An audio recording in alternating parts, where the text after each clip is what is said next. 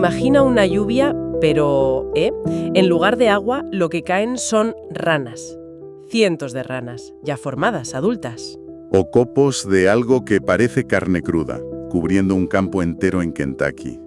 O una lluvia de sangre en Italia. Exacto.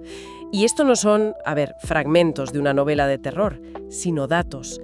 Datos que un hombre recopiló a principios del siglo XX, convirtiéndose en el cronista de todo aquello que la ciencia prefería ignorar. Un hombre que le declaró la guerra a las definiciones, a las certezas, a lo que él llamaba la ciencia dogmática. Se llamaba Charles Fort. Y su trabajo, sin que él quizá lo supiera del todo, sentó las bases de casi todos los misterios paranormales que conocemos hoy. Hoy vamos a hacer precisamente eso, un análisis a fondo de la vida y sobre todo de su obra más influyente, El libro de los condenados. Basándonos en la biografía de Jim Steinmeyer, queremos entender quién era este coleccionista de anomalías y por qué su visión del mundo sigue resonando un siglo después. Cuadernos de conversaciones. Cuadernos de conversaciones. Cuadernos de conversaciones. Cuadernos de conversaciones te trae ideas bien contadas, fiables y mezcla el rigor humano con la tecnología IA para despertar tu curiosidad. Nuestra misión hoy es intentar desentrañar no solo los hechos extraños que recopiló, que son fascinantes, sino la filosofía que los unía. Y es una filosofía que en el fondo es una invitación radical a dudar de todo, de absolutamente todo lo que damos por sentado. Para entender a un personaje así, tan particular, supongo que hay que empezar por el principio, ¿no? Su infancia en Albany, Nueva York, a finales del 19. ¿No suena a que fuera muy feliz? En absoluto.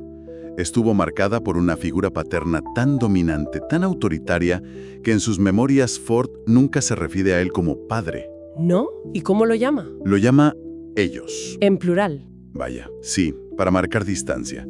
El control era total y se manifestaba de formas que hoy nos parecerían, increíbles. He leído un detalle que me dejó helada, lo del silencio en la mesa. Sí, esa anécdota lo dice todo. Ford escribió textualmente: a la hora de la cena no se nos permitía hablar, no soportaban oír nuestras voces. Imagina esa presión, esa anulación constante. ¡Qué agobio! Y cuando se rompían las reglas, el castigo era brutal. Primero físico, y luego de una forma que yo creo que era casi peor. ¿Peor? ¿Cómo? Cuando Charles creció y su padre ya no podía pegarle tan fácilmente, el castigo se volvió psicológico. Lo cuenta Ford. Ya no nos pegaba, sino que nos encerraban en una pequeña habitación oscura, dándonos pan y agua, sentenciándonos a varios días o semanas de soledad. Una soledad forzada. Es fácil ver cómo alguien que crece así desarrolla una aversión a cualquier tipo de autoridad. Exacto. Toda su obra posterior es un eco de esa rebelión. Hay un sueño infantil que él recordaba, que parece cómico, pero en realidad es muy triste. A ver. Soñaba con cumplir 21 años para poder tener lo que él llamaba una borrachera de salsa de chile. ¿De salsa de chile? Sí. Sentarse y abrir botella tras botella de salsa picante. Era su máxima fantasía de libertad. Un pequeño acto de rebelión contra un mundo de control y de insipidez. Claro. Pero, ¿cómo se pasa de esa rebelión contra el padre a una rebelión contra la ciencia, contra la propia idea de verdad? Me parece un salto muy grande. Es un salto, pero para él tenía toda la lógica. Porque esa desconfianza en la autoridad del padre la extendió a todas las figuras de autoridad. Y en la escuela, encontró la confirmación de que los adultos, incluso los que se suponía que sabían la verdad, a menudo o simplificaban o directamente se equivocaban. ¿Te refieres a esos experimentos fallidos de los que hablaba? Justo a eso. Recordaba con mucho detalle al profesor intentando demostrar esa ley de la física, la de que una bala y una pluma caen a la misma velocidad en el vacío. Claro. Pero el aparato no funcionaba bien, y por supuesto la bala llegaba siempre primero. O el intento de demostrar que el blanco es la suma de todos los colores. Pero al mezclar las pinturas en el disco, lo único que salía era un gris parduzco. Claro, para un chaval observador, el mensaje es clarísimo. La verdad que te están contando y la realidad que ves con tus propios ojos no coinciden. Ahí está la clave de todo. Esas experiencias sembraron la semilla de su creencia fundamental. Las verdades establecidas, a menudo, se desmoronan si las miras de cerca. Para el joven Ford, la autoridad, su padre, un cura, un profesor, siempre parecía estar ocultando una realidad mucho más compleja y caótica, bajo una capa de orden y simplicidad. Y después de esa infancia y de una juventud viajando y trabajando de periodista, decide canalizar toda esa energía en una obsesión muy, muy particular. Una obsesión que lo consumiría. Pasó más de una década, día tras día, en la Biblioteca Pública de Nueva York y en el Museo Británico de Londres, devorando revistas científicas, periódicos viejos. Pero no buscaba las noticias importantes. Buscaba lo contrario. Buscaba las notas a pie de página, los sucesos raros que nadie podía explicar. Buscaba los datos que se habían descartado. Y el resultado de esa búsqueda monumental fue El libro de los condenados, publicado en 1919. El título ya lo dice todo, ¿eh? Totalmente. Para Ford, los condenados no eran pecadores en el sentido religioso.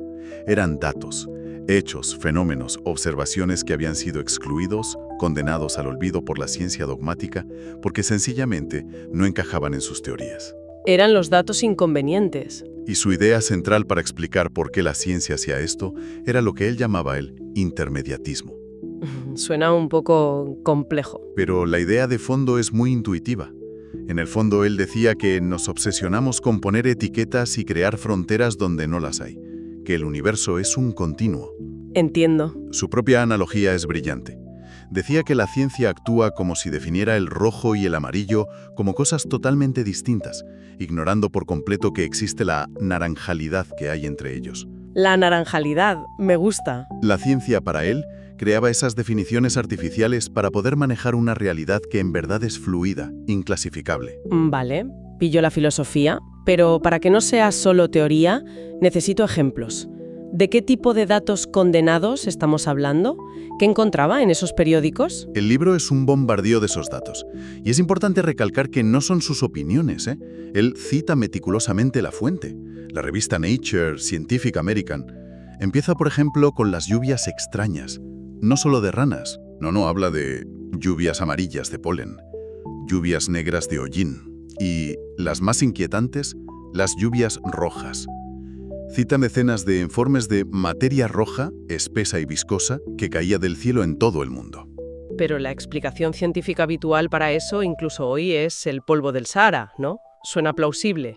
Sí, pero para Ford esa era una explicación perezosa. Le parecía una solución demasiado simple para la enorme variedad de casos que encontraba. Unos informes hablaban de algo gelatinoso, otros de un polvo fino, a veces olía, a veces no. Para él, meterlo todo en el saco del polvo del Sahara era cerrar el caso sin investigar de verdad. Y a partir de ahí, sube la apuesta. Con las caídas de animales, claro, su plato fuerte. Exacto.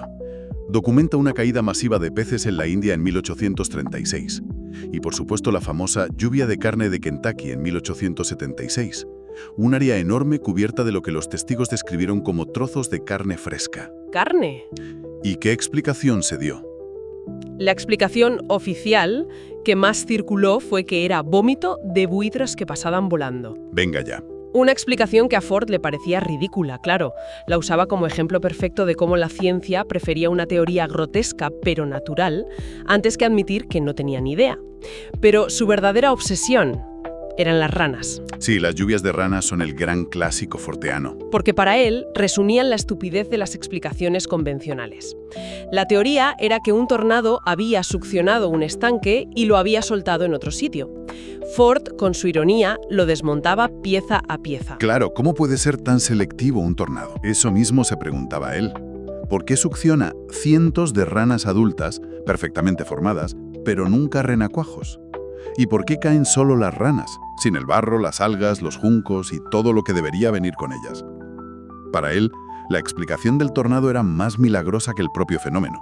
Vale, recopila todos estos eventos raros, ridiculiza las explicaciones oficiales, pero ¿cuál era su objetivo? ¿Intentaba demostrar una teoría alternativa en plan extraterrestres o era otra cosa? Esa es la genialidad y la parte más confusa de Ford. No intentaba dar una única explicación verdadera. Al contrario, hacía algo mucho más subversivo. ¿El qué? Lanzaba un montón de teorías provocadoras, a menudo contradiciéndose a sí mismo, casi como un juego para demostrar que cualquier teoría, por loca que fuese, podía encajar en los hechos tan bien o tan mal como la oficial. Un momento. La idea de un supermar de los sargazos que flota sobre nosotros. Suena a locura. ¿Lo decía en serio? Es que esa es la cuestión. No es una creencia, es una provocación. Proponía esta idea de un desguace cósmico sobre la Tierra, donde se acumula de todo: polvo, objetos, seres vivos de otros mundos, y que de vez en cuando, pues, deja caer su contenido sobre nosotros. Ya. No te pedía que lo creyeras, te pedía que te plantearas si esa explicación era, en el fondo, más o menos absurda que la del tornado selectivo. Es usar la lógica para llevar todo al extremo. Y no se quedaba ahí, sus teorías iban todavía más lejos, mucho más lejos. En un momento del libro especula que todo nuestro sistema solar es un ser vivo, que las lluvias de sangre sobre esta Tierra son sus hemorragias internas.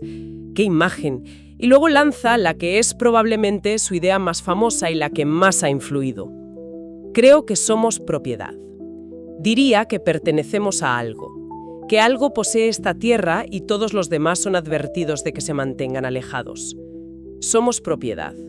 Es una frase que da escalofríos. Totalmente. Pero, de nuevo, el objetivo no era iniciar un culto. Era usar la imaginación para dinamitar nuestras certezas. En el fondo, estaba creando un nuevo tipo de historia de miedo para la era moderna. Una donde el monstruo no es un fantasma, sino un dato.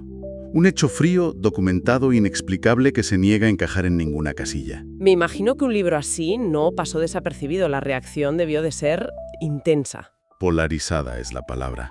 O lo amabas o lo odiabas. The New York Times, por ejemplo, lo detestó. Su crítica fue demoledora. Decía que el lector medio se encontrará enterrado vivo o loco antes de llegar al final. Que es un poco lo que buscan algunos libros, ¿no? Exacto. Y otros críticos lo vieron precisamente así. Ben Hecht, un periodista famoso de Chicago, le encantó por eso mismo. Escribió y lo decía como un cumplido: de cada 5 personas que leen a Charles Fort, 4 se volverán locas. Veían en él a un liberador de la mente. Desde luego. Y tuvo un defensor de peso, el novelista Theodor Dreiser, que era una figura literaria importantísima. Fue él quien luchó para que el libro se publicara. Dreiser dijo: «Para mí es simplemente estupendo». Y hubo detractores famosos. Claro. El escritor H.G. Wells, por ejemplo, lo despreciaba. Lo llamó uno de los pelmazos más condenados que jamás hayan recortado trozos de periódicos extraños. Es fascinante esa división. ¿Qué estaba pasando en el mundo en ese momento, en 1919, para que un libro así generara esas pasiones? El contexto lo es todo. El libro sale justo al terminar la Primera Guerra Mundial y al empezar los locos años 20. Fue una década de una agitación social y cultural tremenda. Claro, el mundo estaba patas arriba. El mundo acababa de salir de una carnicería sin sentido. Los viejos imperios se habían derrumbado, llegaba la ley seca. Había una sensación general de que el mundo racional y ordenado del siglo XIX había saltado por los aires. Y en ese ambiente de caos e incertidumbre, llega un libro que básicamente te dice que el universo es un lugar caótico e incierto. Precisamente. El libro de Fort era el reflejo perfecto de esa sensación. Era como si susurrara a sus lectores: la realidad es tan extraña y absurda como sentís que es. Bienvenidos a los años 20. Encajaba perfectamente. Has mencionado antes que su trabajo sentó las bases de muchos misterios posteriores. ¿Cómo exactamente? Porque él no hablaba de ovnis ni del Triángulo de las Bermudas con esos nombres, no usaba esos términos, pero creó el molde. Prácticamente inventó un género literario, la recopilación de anomalías como prueba contra el status quo. Por ejemplo, él acuñó la palabra teletransportación. ¿Ah, sí? Sí, y sus libros están llenos de informes de luces extrañas y naves aéreas misteriosas, décadas antes de que se popularizara el término ovni. Los primeros escritores sobre platillos volantes en los 40 y 50 lo citaban constantemente. Y la conexión con el Triángulo de las Bermudas. Es más indirecta, pero igual de crucial. Ford fue el primero en recopilar de forma sistemática historias de desapariciones inexplicables de barcos y personas. No las centró en una zona, pero fue el que popularizó la idea de que estas desapariciones podían ser un fenómeno real y conectado. O sea que otros cogieron su método y lo aplicaron a esa zona. Exactamente. Y lo mismo con la combustión humana espontánea. No la descubrió, pero la sacó de los anales médicos olvidados y la convirtió en un clásico de lo paranormal. Así que, resumiendo, tenemos a un hombre moldeado por una infancia de rebelión que se convierte en un coleccionista obsesivo de lo anómalo. Un pensador que usa las propias publicaciones de la ciencia para burlarse de sus certezas. Y lo más importante, Wasson no ofrecía respuestas, solo planteaba preguntas increíblemente incómodas. Se negó a creer en nada, ni siquiera en sus propias teorías. Hay una cita suya que es la clave de todo. Dijo: "No creo en nada de lo que he escrito". No cree en nada de lo que ha escrito. Eso lo cambia todo. No es un profeta de una nueva verdad, es un demoledor de todas las verdades. Su objetivo no era construir una nueva creencia, sino demoler las antiguas, mostrar que todos los sistemas, incluido el científico, se basan en aceptar ciertas cosas por fe y en excluir los datos que no convienen. Y eso nos deja con una reflexión final. Ford escribió en una ocasión: "Toda ciencia es una aberración, el intento de la parte de ser el todo. Vivimos en una era inundada de datos, de desinformación, de narrativas que compiten por ser la verdad absoluta". Y en ese contexto, su postura resuena de una forma muy actual. Al final, el legado de Ford no son las ranas que caen del cielo. Su verdadero legado es una herramienta mental, el recordatorio permanente de que cada sistema de conocimiento tiene sus propios datos convenados. Siempre hay hechos inconvenientes que se prefieren barrer debajo de la alfombra. El verdadero mensaje de Ford es: busca siempre lo que no encaja. Exacto. Una invitación a ser, cada cual a su manera, un pequeño coleccionista de anomalías en un mundo que exige certezas. Quizás, como diría el propio Ford, la respuesta no está en creer o no creer, sino en seguir buscando.